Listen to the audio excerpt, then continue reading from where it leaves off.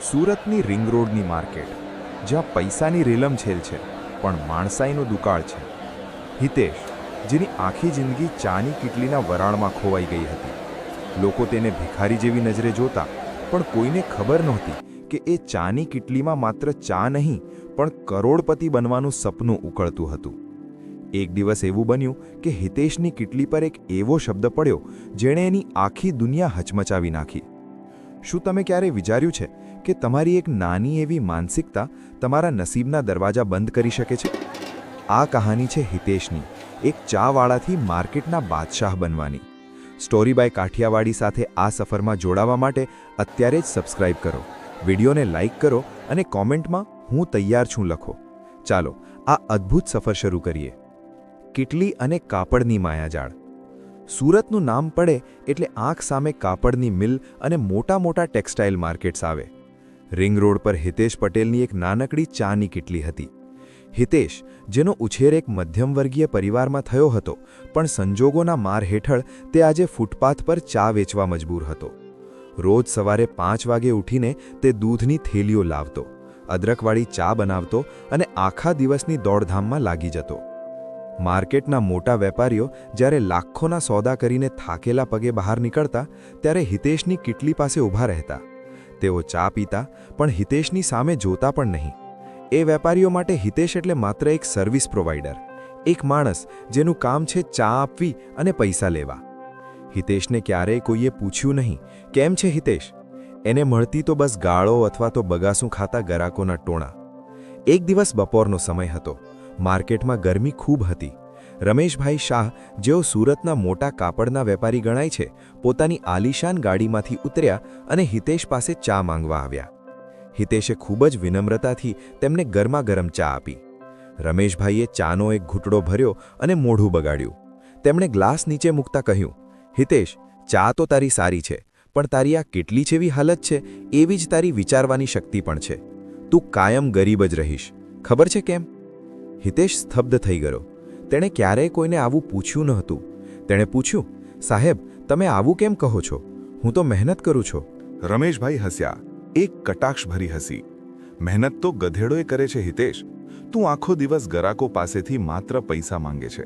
તે ક્યારેય વિચાર્યું છે કે તું આ વેપારીઓને ચા સિવાય બીજું શું આપે છે? તારી પાસે કોઈ નવું અપડેટ છે? માર્કેટમાં કાપડના ભાવ વધ્યા કે ઘટ્યા? કયા વેપારી પાસે સારો માલ છે એ તને ખબર છે? નથી ને? તું માત્ર એક ભિખારીની જેમ ગરાકની રાહ જોવે છે કે કોઈ આવશે ને તને 10 રૂપિયા આપશે. આ મફતનું લેવાની માનસિકતા જ તને આગળ વધવા નથી દેતી." રમેશભાઈ પોતાની ગાડીમાં બેસીને ચાલ્યા ગયા, પણ હિતેશના કાનમાં એ શબ્દો ગૂંજતા રહ્યા. માત્ર પૈસા માંગે છે, બીજું શું આપે છે? તે રાત્રે હિતેશને ઊંઘ ના આવી. તેણે આખી દુનિયાની સામે જોયું. લોકો લેતી વખતે આંધળા છે, પણ આપતી વખતે બધા સમજદાર છે. તેણે વિચાર્યું, શું હું ખરેખર ગરીબ છું? શું હું ભિખારી જેવી માનસિકતા લઈને બેઠો છું? બીજે દિવસે સવારે હિતેશે કંઈક અલગ કર્યું. તેણે પોતાની કીટલી પાસે એક નાનું બોર્ડ માર્યું, પણ ચાનું નામ નહીં, માર્કેટના તાજા ભાવનું. તેણે છેલ્લા કેટલાક દિવસોમાં જે સાંભળ્યું હતું, કયા વણકર પાસે સસ્તું કાપડ છે, કઈ ડિઝાઇનની માંગ વધી છે, એ બધી માહિતી તેણે ભેગી કરવાનું શરૂ કર્યું. જ્યારે ગરાકો ચા પીવા આવ્યા, ત્યારે હિતેશે પૂછ્યું, "સાહેબ, આજે તો તમે રેશમનું કાપડ લેવા આવ્યા છો, પણ શું તમને ખબર છે કે પાંડેસરામાં અત્યારે એ જ કાપડ 10% સસ્તું મળે છે?" પહેલાં તો લોકો હસવા લાગ્યા, પણ જ્યારે હિતેશની વાત સાચી પડી ત્યારે લોકો ચોંકી ગયા. હિતેશની ચા હવે માત્ર ચા નહોતી રહી, તે એક માહિતીનું કેન્દ્ર બની ગઈ હતી. લોકો ચા પીવા તો આવતા, પણ હિતેશ સાથે વાત કરવા માટે આવતા. હિતેશને હવે કોઈ ભિખારી નહોતો સમજતું, તે એક બિઝનેસ કન્સલ્ટન્ટ જેવો લાગવા માંડ્યો હતો. એક અઠવાડિયામાં જ હિતેશનું જીવન બદલાવા લાગ્યું. જે લોકો પહેલાં નજરઅંદાજ કરતા, તેઓ હવે હિતેશને સલાહ પૂછવા લાગ્યા. પણ હિતેશને ખબર હતી કે આ તો માત્ર શરૂઆત છે. રમેશભાઈએ આપેલી એ વાત, લેણદેણનો નિયમ, તેના મગજમાં ઘર કરી ગઈ હતી. તેણે નક્કી કર્યું કે તે હવે માત્ર ચાવાળો નહીં, સુરતનો સૌથી મોટો સપ્લાયર બનશે. પણ શું રસ્તો આટલો સરળ હતો? માર્કેટના મોટા શાર્ક્સ શું હિતેશને આગળ વધવા દેશે? બદલાતી હવા અને નવા સપના. હિતેશ માટે ચાની કીટલી હવે માત્ર એક વાસણ નહોતું, પણ એક રડાર હતું. તે સમજી ગયો હતો કે માર્કેટમાં દરેક વ્યક્તિને માહિતી જોઈએ છે, પણ કોઈને એ શોધવાની તસદી નથી લેવી. હિતેશે પોતાના ચાના ગ્લાસ સાથે એક ડાયરી રાખવાનું શરૂ કર્યું. જેમાં તે માર્કેટના વણકરોના નંબર, કાપડના ભાવ અને કયા વેપારીને કેટલો માલ જોઈએ છે તેની નોંધ રાખતો. એક દિવસ સુરતની મોટી ટેક્સટાઇલ કંપનીના માલિક, જેમને તાત્કાલિક એક ખાસ પ્રકારના સિલ્ક કાપડની જરૂર હતી અને જે આખા માર્કેટમાં મળતું નહોતું, તેઓ હિતેશ પાસે આવ્યા. હિતેશે ચા આપી અને હસીને કહ્યું, સાહેબ, એ કાપડ આખા માર્કેટમાં નથી, પણ પાંડેસરાના એક નાના વણકર પાસે છે, જેનું નામ રાઘવભાઈ છે. મેં કાલે જ ત્યાં ચા પીધી હતી અને એમને આ માલ તૈયાર જોયો હતો. તે વેપારી આશ્ચર્યચકિત થઈ ગયો. હિતેશે માત્ર માહિતી ના આપી, પણ એ વેપારીને સીધો રાઘવભાઈના કારખાના સુધી પહોંચાડી દીધો. તે દિવસે હિતેશે કોઈની પાસે ભીખ ન માંગી, પણ એ વેપારીએ ખુશ થઈને હિતેશને 500 રૂપિયા ટીપ તરીકે આપ્યા. હિતેશે એ પૈસા લેવાની ના પાડી દીધી. તેણે કહ્યું, સાહેબ, આ ટીપ નથી, આ તો મારા બિઝનેસની ફી છે.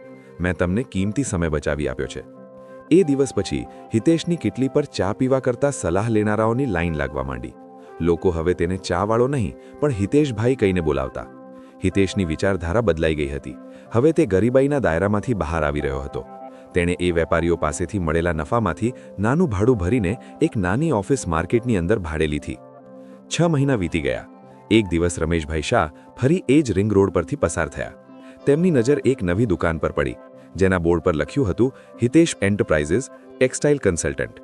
રમેશભાઈ ગાડીમાંથી ઉતર્યા. તેમની આંખો વિશ્વાસ નહોતી કરી શકતી. દુકાનની અંદર હિતેશ એક ટેબલ પર બેઠો હતો, હાથમાં લેપટોપ હતું અને તે ફોન પર કોઈની સાથે લાખોના સોદાની વાત કરી રહ્યો હતો. રમેશભાઈ અંદર ગયા. હિતેશે તેમને જોયા અને તરત જ ઊભો થઈ ગયો. તેણે હસીને કહ્યું, આવો રમેશભાઈ, આજે તમારી ચા પીવાની ઈચ્છા છે? રમેશભાઈ સ્તબ્ધ થઈને બોલ્યા, હિતેશ, તું અહીંયા શું કરે છે? એ ચાની કીટલી ગઈ ક્યાં? હિતેશે ગર્વથી જવાબ આપ્યો, સાહેબ, એ ચાની કીટલીએ મને શીખવાડ્યું કે જિંદગીમાં જો લેવું હોય તો પહેલાં કંઈક આપવું પડે. તમે એ દિવસે જે કહ્યું હતું તે મારા મગજમાં બેસી ગયું. મેં લોકોને માત્ર ચા નથી આપી, મેં તેમને સમય આપ્યો, માહિતી આપી અને માર્કેટનો રસ્તો બતાવ્યો. હવે લોકો મને પૈસા મારી કીટલી માટે નથી આપતા, મારી સલાહ માટે આપે છે. રમેશભાઈની આંખોમાં આદર હતો. તેમણે હિતેશના ખભે હાથ મૂક્યો અને કહ્યું, હિતેશ, આજે તું સાચો વેપારી બની ગયો છે. તે માત્ર તારી આર્થિક સ્થિતિ નથી બદલી, તે તારું વ્યક્તિત્વ બદલી નાખ્યું છે. હિતેશ આજે સુરતનો એક જાણીતો સપ્લાયર છે. તે હવે ફૂટપાથ પર નથી બેસતો, પણ તેની સફળતાની પાછળ એ જ જૂની કીટલી છે જેણે તેને શૂન્યમાંથી સર્જન કરતા શીખવાડ્યું હતું. મિત્રો, આ વાર્તા આપણને શું શીખવે છે? આપણે બધા ક્યાંક ને ક્યાંક ભિખારી છીએ. આપણે જીવનમાં સતત ખુશી, પ્રેમ કે સફળતા માંગતા રહીએ છીએ, પણ શું આપણે એના બદલામાં કંઈ આપીએ છીએ? તમે જેટલું આપશો તેનાથી અનેક ગણું પાછું આવશે. આ પ્રકૃતિનો અટલ નિયમ છે. હિતેશની જેમ તમારી વિચારધારા બદલો. તમારી જાતને ગરીબ સમજવાનું બંધ કરો. તમે જે પણ કામ કરો છો તેમાં બીજાનું શું ભલું થાય છે તે વિચારો. સફળતા તમારા કદમોમાં હશે, બસ એકવાર તમારી વિચારવાની રીત બદલી જુઓ. તમને હિતેશની આ સફર કેવી લાગી? શું તમે પણ તમારા જીવનમાં આ નિયમ અપનાવવા તૈયાર છો? કોમેન્ટમાં ચોક્કસ જણાવજો. સ્ટોરી બાય કાઠિયાવાડીના આ પ્લેટફોર્મ પર આવી જ બીજી પ્રેરણાદાયી કહાનીઓ માટે ચેનલને સબસ્ક્રાઇબ કરવાનું ભૂલતા નહીં. આવજો.